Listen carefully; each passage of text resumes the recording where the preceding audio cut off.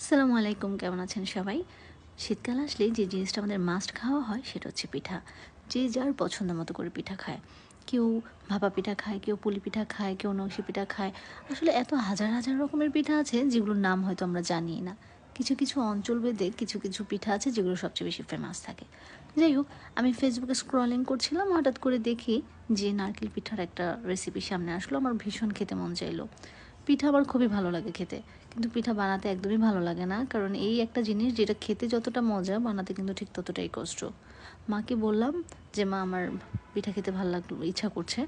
তো আম্মু দেখলাম যে বানিয়ে দিচ্ছিল। আম্মু বানাচ্ছিল আর আমি টেস্ট করছিলাম। আলহামদুলিল্লাহ, অনেক ভালো ছিল। মায়ের হাতের সব কিছুই আসলে ভালো লাগে। পিঠা বানানোর পর যে বাকি ডোটা থেকে গিয়েছিল, এটার সাথে আমরা সুগার পাউডার অ্যাড করে ছোটো ছোটো স্লাইস করে আমরা ফ্রাই করেছিলাম। আর এভাবে খেতে কিন্তু ভীষণ মজা। আমরা বেশিরভাগ মানুষই মনে হয় এই কাজটা করে থাকি। কোনো পিঠা বানানোর পরে যদি ডোটা থেকে যায়, আমরা ঠিক এভাবেই ছোটো ছোটো স্লাইস করে ফ্রাই করে খেয়ে ফেলি।